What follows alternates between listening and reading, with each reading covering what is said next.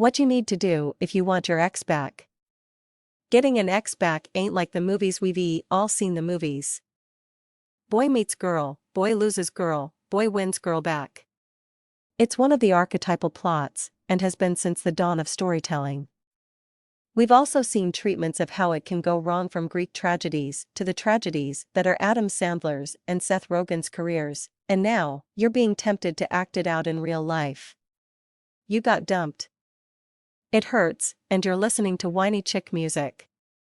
You're thinking in terms of grand gestures of gratitude and maybe thinking about rescuing your ex from some horrible situation to win her approval once again. Let me tell you, it doesn't work that way. There is one, and only one, way to get your ex back, and it works less than 40% of the time, but it works a heck of a lot better than what you're doing now. That way is to walk away from the wreck. It's not an easy thing to do. It is, in fact, one of the most difficult things you can do when looking at the smoldering remains of a relationship. However, think about it.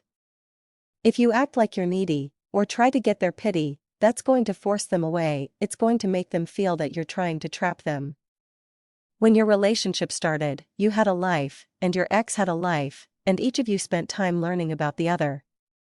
What can happen in a lot of relationships is that your life as a single, separate person can get suborned to it, which makes it hard to pick up the pieces when it goes boom. So, get over playing the victim, and focus on putting your life back in order. It's your life that makes you appealing. Now, be realistic and ask yourself how much of the breakup was your fault. This isn't an exercise in self-blame, nor is it a game of blame it all on the ex. It's being honest with yourself. It may have been due to a single event. If it is, that event had triggers. See if those triggers are still present. It may have been because of your behaviors.